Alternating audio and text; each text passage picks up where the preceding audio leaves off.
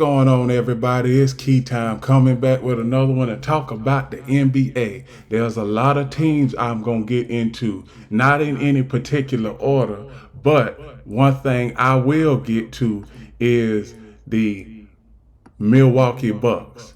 And I'm going to get into them a little bit later on in the show. But as for right now, what I'm going to do is I'm going to give y'all the team's outlook, every team outlook that I think that is going to make the playoffs. First off, I'm going to start off with the Eastern Conference, and I'm going to start with the Boston Celtics. The Boston Celtics, one thing I noticed, they still rely on the three so much in their play calling. They relied on the three so much. I was looking at the game between them and the LA Clippers over the weekend. The Clippers were up by 34 at one point in the game. And I'm saying to myself, I'm like, quit shooting threes, Boston, and go to the rack and get fouled and get back in the game that way. That game was such a blowout. They took their starters out midway through the third quarter. Now, one thing about that is the three-point shot can hurt you and it can help you. And it hurt the Celtics in that game versus the Clippers. Now, do I think that they might have some three-point shooting woes in the playoffs? Hopefully they don't, because I'm projecting them to make the Eastern Conference Finals along with the next team I'm going to talk about. But Boston, they 37-11, best record in the NBA, best team in the NBA record-wise. So there's not too many problems I see with them. The only problem that I see with them, and it's consistent, is the three-point shooting. I believe they take too many more threes. And when the game is close, you either need Jason Tatum or Jaylen Brown to step up to the plate, because you got two bona fide superstars in Jason Tatum and Jaylen Brown. Those two superstars can lead you to a championship. A couple years ago, they was playing against the Golden State Warriors in the NBA Finals and almost won. So I know that this team can make it to the NBA Finals. It's just about them finishing when the time comes. So that's all I got for the Boston Celtics. The next team I want to talk about is the Milwaukee Bucks. Now, Doc Rivers, he was just hired as the head coach of the Milwaukee Bucks. But do I see more defensive ineffectiveness? Yes, I did, but that was just his first game.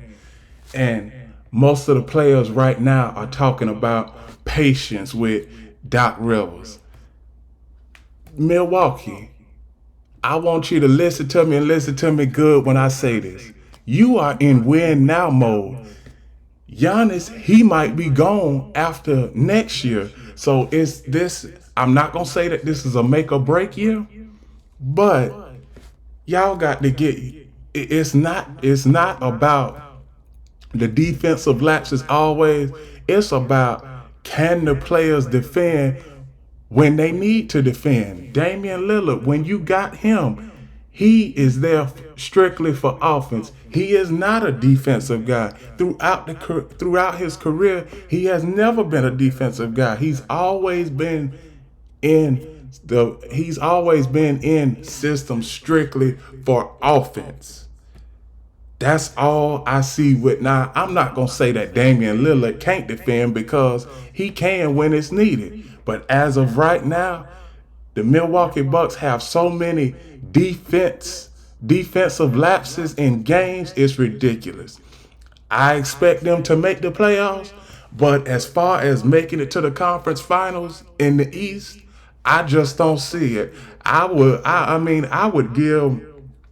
give the 76ers a better chance than the Milwaukee Bucks right now, because what have they shown us on the defensive end? You done gave up over 125 points 19 times, and we not even halfway through the season. So that's where the defensive inefficiencies, that's what I'm talking about when it comes to defensive lapses. You got to defend on the other side of the court in order to win a championship. Now, can the Milwaukee Bucks win a championship by strictly defending? Because offense is gonna come. It's all about the defense. Now, this is what you hired Doc Rivers for. Actually, Doc Rivers, he was a consultant, so he already had been in the walls of the Milwaukee Bucks organization. So as of right now, the first game, I'm gonna give them a little space of grace because it was the first game.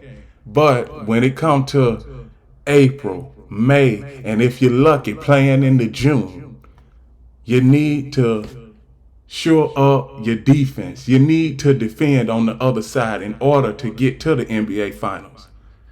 That's all I got to say about the Milwaukee Bucks. The next team I want to talk about, hopefully Stephen A. Smith is listening because I'm going to be talking about your Knicks. The New York Knicks are a team that are in a good spot. Third in the East. You got Jalen Brunson balling out. He might be in the MVP conversation. But one thing that I want to see when it comes to the playoffs, I just don't want to see Jalen Brunson.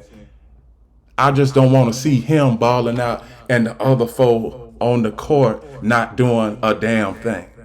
Because a lot of times last year, and even in the playoff series versus Miami last year, it was Jalen Brunson scoring 35, 40 points in that series, averaging 35, 40 points in that series. And plus, it was just him and it was nobody else. RJ Barrett, I didn't see any offensive production from him. Julius Randle, I don't know. He's injured and he's lackluster on offense at many times. He's lackluster on offense. He can score 35, 40 points one night, and then the next game he'll score 15, 20 points. It's like we need consistency from that. We need consistency from you. We need consistency from you, Julius Randle. We need consistency from you. Everybody else, we also need consistency from. But the only person I see consistency from with the New York Knicks is Jalen Brunson. That is all. Right now, they are third in the East. Maybe they can get further this year. But if they play the Cavaliers again in the playoffs, because the Cavaliers are right on their toes, they could be number 3. They could be the third. They could be at the third spot in the East by the end of this week or by the end of next week. So that's all I'm going to say on the New York Knicks. The next team I'm going to talk about is the Cleveland Cavaliers. Cleveland Cavaliers, you had a good season last year. You got a pretty good season. You are in the midst of a pretty good season this year. Now it's just time for you to take the next step. Donovan Mitchell, he gives production. Everybody else, the bench. Now, the one thing I want to talk about is the bench for most of these teams. They give out good production. We just need to see what can these benches do in the playoffs, because all throughout the regular season I'm hearing, oh, this team got a good bench. Oh, that team got a good bench. It's not the playoffs though. That is why I say after the All-Star break, we will see separation from the pretenders and the contenders when it comes to the NBA Finals and in playoff contention. So, but as of right now, the Cleveland Cavaliers are in a good spot. Can they keep this up? Oh, yeah, I think that they can keep it up. and they will keep it up. The next team I want to talk about is the Philadelphia 76ers. With this team, for years they've had good teams. Is Joel Embiid he's the consistency magnet. Joel Embiid, but he's always had injuries. He had an injury a few days ago about his stomach. He probably had a stomach bug. I am not going to say that wasn't serious, but you still could have played. I don't know how serious the stomach and I don't know how serious his illness was, but I'm just saying he looked okay on the sideline. He looked like he could go for a good 15, 20 minutes and put up 20, 25 points. When it comes to the Philadelphia 76ers, this has been a team over the years who has missed a lot out on playoff series. They've had near misses here, near misses there. Is this the year that the Philadelphia 76ers break through the door? Is this the year that the Philadelphia 76ers break through the door? We are going to see in the playoffs. We don't need Joel Embiid in a game 7 putting up 37 points, and then the other 4 players on the team just combining for 21 points, because that offense will be lackluster. So that's all I got for the Philadelphia 76ers.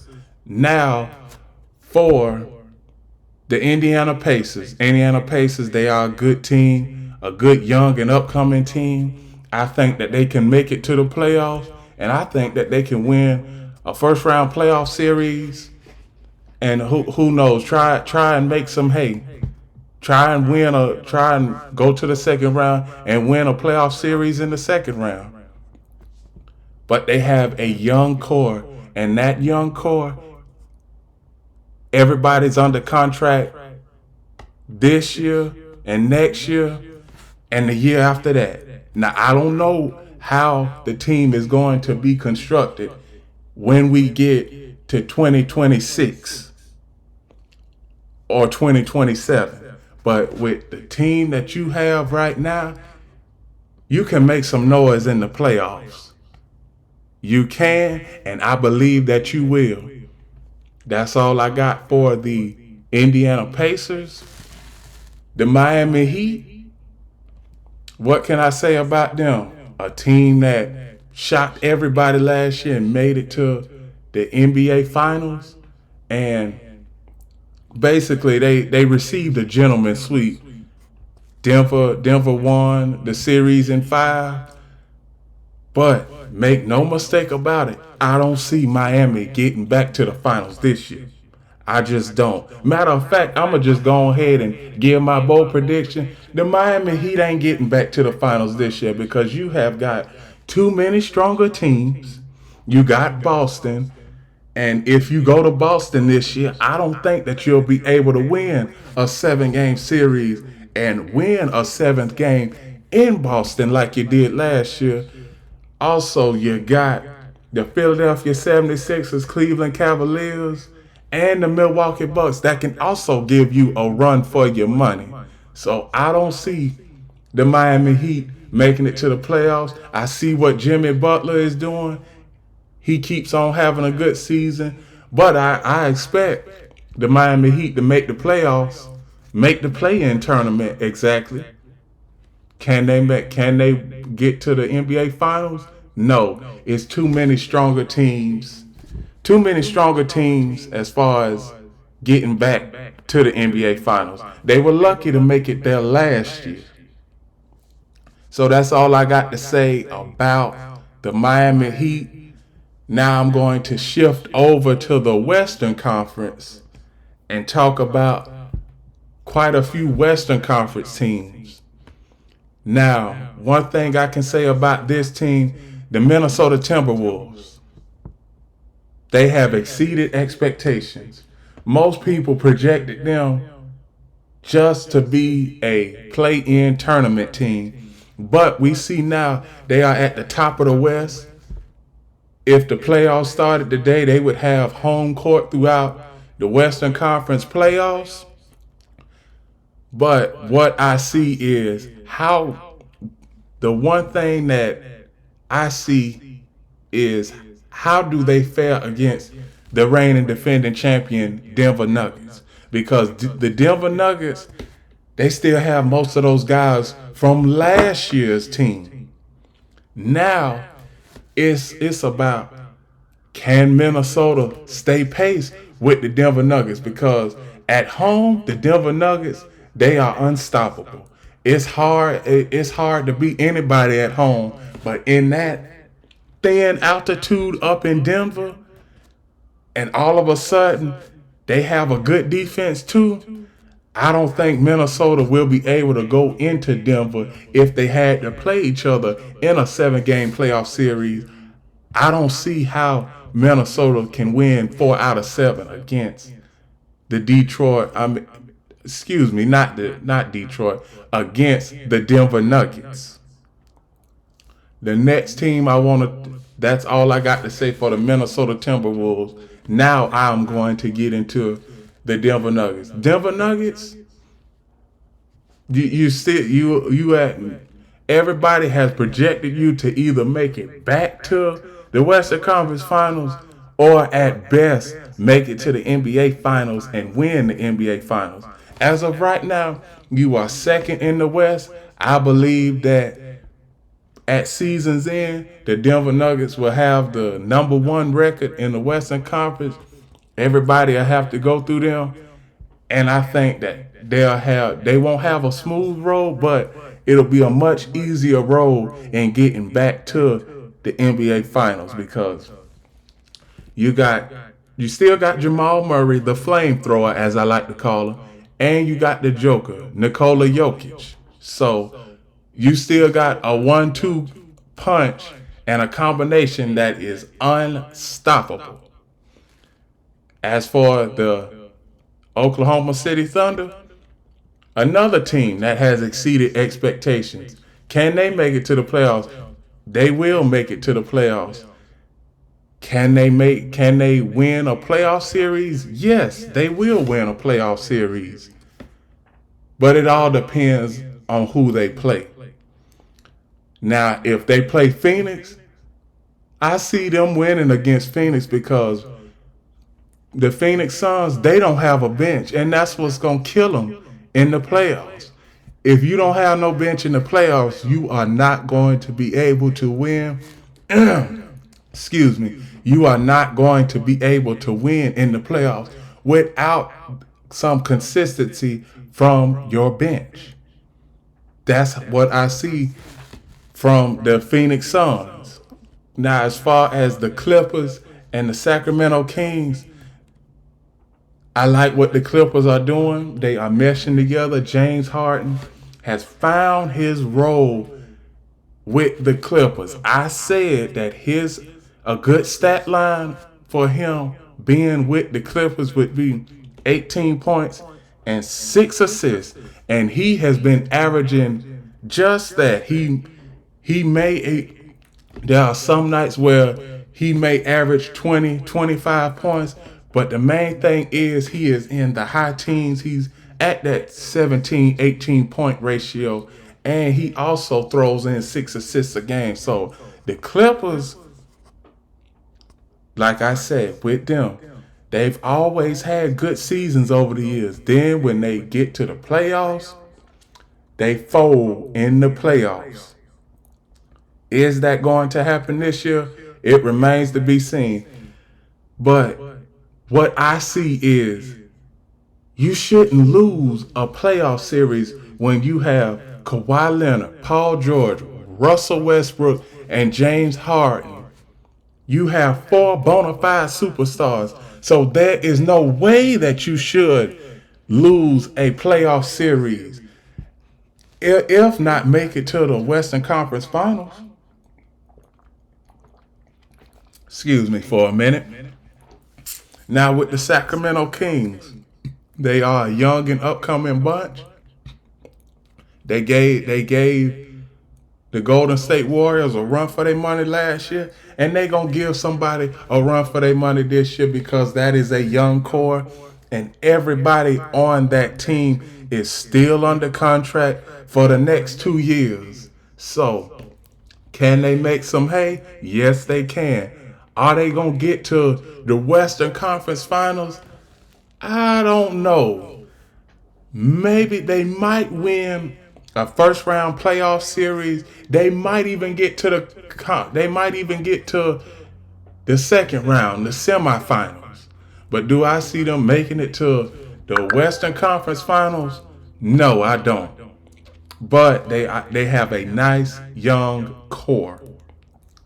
The next the next three teams I'm going to talk about is the Dallas Mavericks, New Orleans Pelicans, and the Los Angeles Lakers. Not in no particular order, but the first team I'm going to talk about is the Dallas Mavericks, who also is another team that have defensive lapses throughout the season. When it comes to the Dallas Mavericks, it's about, can we outshoot our opponent and can we outscore our opponent? You need some defense in order to make it deep in the playoffs like you want to go.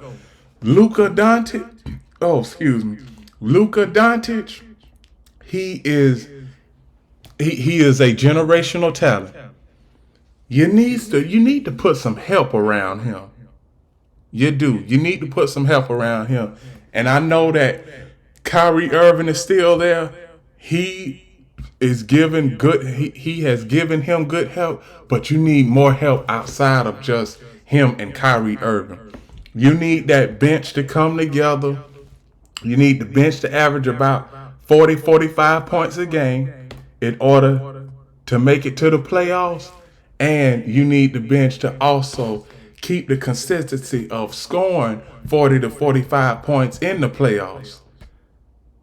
But as far as the Dallas Mavericks concerned, they need to improve defensively, because if they don't improve defensively, they can get knocked out of the play. They can get knocked out of the play-in tournament and not even make the playoffs.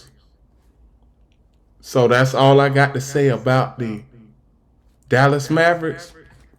The New Orleans Pelicans.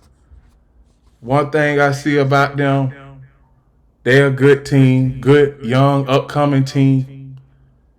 It's all about what is Zion Williamson gonna do. Is he going to show up when the lights shine bright in those big moments? Now, he hasn't been on the floor much throughout his career. He's always dealt with nagging injuries here, nagging injuries there, but this is the first time in a while that he has played games consistently. Now, they've lost 3 straight, but it's still, we are about to be at the All-Star break. Now, the second half of the season, I expect them to create some separation, possibly get that 4th or 5th spot. At worst, you stay at the 8th spot in the West. But from what I'm seeing from Zion, he is finally being consistent, playing games. And one thing about it is his conditioning is getting a little bit better. I see. He's had good games over. He's had good games over the past 2 months. It was one game where I seen him. I done forgot who they were playing. If somebody can jog my memory, that would be greatly appreciated. But he was playing against one team. He was playing against the Phoenix Suns, and he averaged he put up 35 points a game. Now, even though it was in a loss, that's the type of offensive production we need from Zion on a nightly basis. Scoring 25 to 30, the most is 35 points a game, because the Pelicans, they are going to need that in the playoffs, or even when they get into the play-in tournament. That's all I got for the New Orleans Pelicans. The last team I want to talk about is the Los Angeles Lakers. They lost a close game last night to the Atlanta Hawks. Now we know that the All-Star break is just right around the corner. And we know that this team really is not going to ramp anything up until the playoffs start. But as of right now, if the playoffs started today, they would be in the play-in tournament and they would play the New Orleans Pelicans and they'll win versus the New Orleans Pelicans. But we still got a whole lot of season to think about. But from what I see is the head coach Darvin Ham, you need to come up with a good lineup. All of this shuffling in and out of the lineups, and I know that every NBA team has injuries at this point of the year. That comes with the territory in sports. But you need consistency when it comes to the starting lineups. You cannot have 4 or 5 starting lineups throughout the season, and then in the playoffs come with 4 or 5 starting lineups in the playoffs. You are going to deprive yourself of consistency. And as of right now, that's what the Los Angeles Lakers have deprived themselves of consistency. They were good. They were on the ball. They were balling out. But it seemed like after the in-season tournament, things have just went south immediately. But they still have a chance to turn this season around. We not even at the All-Star break, but I expect them to make some hay after the All-Star break. When you look at the NBA standings, anybody can come out of the West, and anybody can come out of the East. For example, you might have the Pacers come out of the East, and plus you might have, realistically, you might have the Phoenix Suns come out of the East because we know that they got Kevin Durant, Devin Booker. But when it comes to that bench, I don't know what I am going to see from the bench. And as far as the Lakers, they at the 9th spot right now. They still got a chance to make some hay and get a higher seeding before the playoffs start. And I expect them to get a higher seeding before the playoffs start. One thing about it, I got to give credit to Anthony Davis. He has been consistent for the last 2 months, averaging 27 points per game. We need that in the playoffs. The regular season is totally different from the playoffs. Everybody say that the regular season is just getting you prepared for the playoffs. Regular season is just getting the regular season. You are just getting, what I'm going to say is the regular season, you are just getting a feel for your teammates. So when it comes to the playoffs, you know that you can depend on this guy and that guy to make clutch plays when they need to be made. So that's what I think about when it comes to the playoffs. When I need my teammate to make a play over here or make a play over there, I know 85% of the time they will come through. That's what the regular season is for. It's not just because of you getting accolades, this and that. It's about getting cohesiveness with your teammates and also not getting prepared for the playoffs. But when you get in a playoff situation and you need a clutch play here or there, a clutch play here or there, they will be able to make it. And with that, those are my reactions and outlooks from most of the NBA playoff contenders. So Please like, comment, share, subscribe, hit that notification bell so you don't miss any uploads. And remember, the key is always on time.